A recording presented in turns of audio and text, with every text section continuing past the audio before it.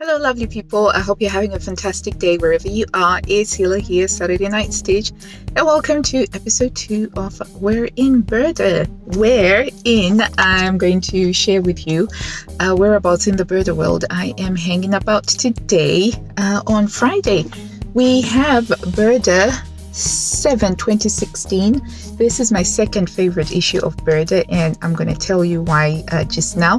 And I'm also going to share with you why I've been looking at this issue.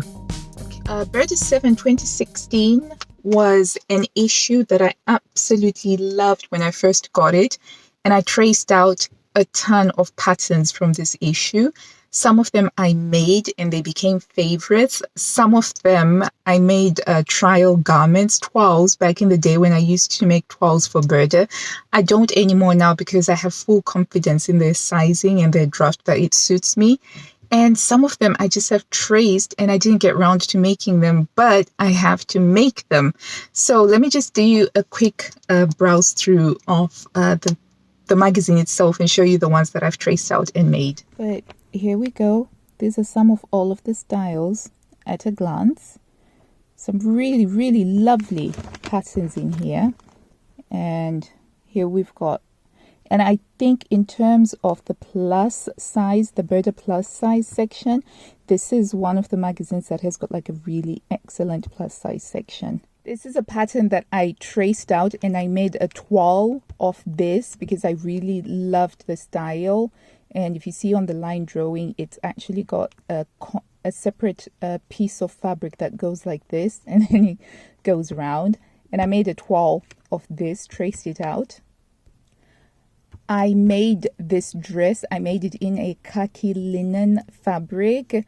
I love this dress so much. It's a halter neck dress. And I love it because it gets to show off my shoulder. My shoulder is like my favorite part of my body, and I didn't generally like dresses that show off my shoulder, but this is a typical summer dress. I also traced out the skirt pattern. I like the yoke. It's got a yoke and then it's pleated, and that's that dress again, but it's been made into a top. Shorts, I liked these, though I never got round to tracing these. Love this plastron blouse top. I made this as the dress version, and I have the skirt traced out. I also traced this one out and I made a toile of it because I liked all of these straps, but I only made the toile of the bodice. I have this traced out as well. And this is the dress that I actually made. I just added pockets to it, but I made mine in like a deep indigo denim blue. I love this. I made this wrap dress over here. I just loved this so much. It was wrap dress number 101. And this is the one that I actually wanted to make in this issue using an art gallery fabric jersey. I remember thinking that this skirt was quite cute, but then I got into drafting my own A-line skirt, so I never got around to it. But one thing I've always wanted to do is to use a grosgrain ribbon as a waistband because I think that that looks really cute. A lovely 60s style shift dress, which I quite liked, but never got around to tracing. This top, I have this traced out, never actually got to making it, but I traced it out. Here's a better view of that dress that was white before, although it's now made in a print. But you can see how you've got this little peekaboo, show your collarbone a little bit, you know. So these are all of the line drawings. And I think that this is a really, really great issue. I'd make every single one of these tops. I would make probably about 80% of these dresses. And I did, in fact, trace out quite a lot of them.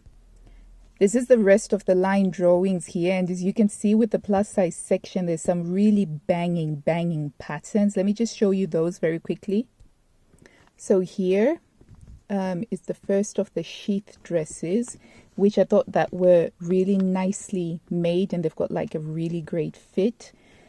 And we've got like a nice long cardigan, really, really beautiful styling in this issue here, and this really wonderful wrap top with the little cap sleeves over here. Beautiful. And here's another wrap blouse, a variation on that first one, but it's got a little bit of a frill on one side. And look at this. Who needs a necklace? Who needs statement jewelry when you can make your dress have a statement necklace in itself? And what a great long cardigan to have. And it looks very simple to make. The details are just clean and simple. All you need is just great quality fabric and you've got a statement piece that is very useful. Here it is in a textured fabric. Love everything about this. Love the sandals, the slip dress. Just a beautiful look. And if you like interesting detail, this is a very interesting top. It looks like it's reversible in a way because it's got a lining down here and then you've got a twisted strap. Very interesting. I think it looks a lot nicer in like a silk fabric over here. Very classy, very elegant, very poised.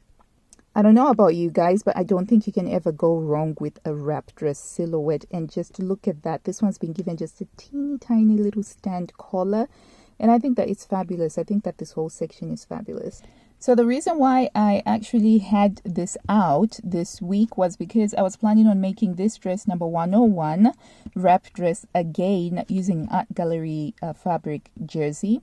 I've already got it traced out because I said I have made this before, but I very much underestimated how much fabric was required because as you can see, it's got a bottom flounce here.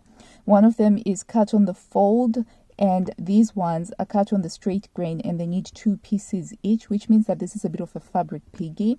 And I severely underestimated how much fabric I would need for it. And I pride myself on being able to play around with pattern pieces to use minimum amounts of fabric, but I just couldn't get away with making this out of 2 meters of fabric when it actually requires 2.5 meters. There was just no way I could get it. So I sadly had to abandon this plan, even though I had the fabric already laid out and I was playing around with the pattern pieces trying to get it to fit. It didn't work, so I ended up making something else with the Art Gallery jersey fabric.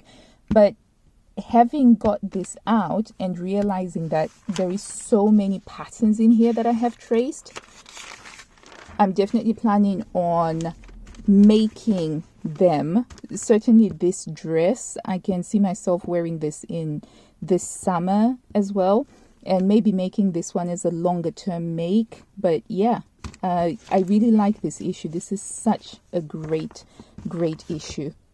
So that's where I'm at with Burda this week on We're in Burda, and it's this 7/2016 issue that I think is absolutely banging. It's an issue that I have made quite a few things that I have had a lot of wear out of. I've made several toiles and I have traced so many more patterns, and I now really want to make some of the patterns that I have already traced because then I don't have to do any tracing, which is always a bonus. So that's where I'm at. I just want to say thank you so much for tuning in and for watching until the end. And if you did, you're a rock star. I truly appreciate you. And until next time, guys, happy sewing. And by the way, the blog posts are linked in the description box down below if you wanted to check out the pattern reviews for some of the things that I said I've made from this issue. Bye.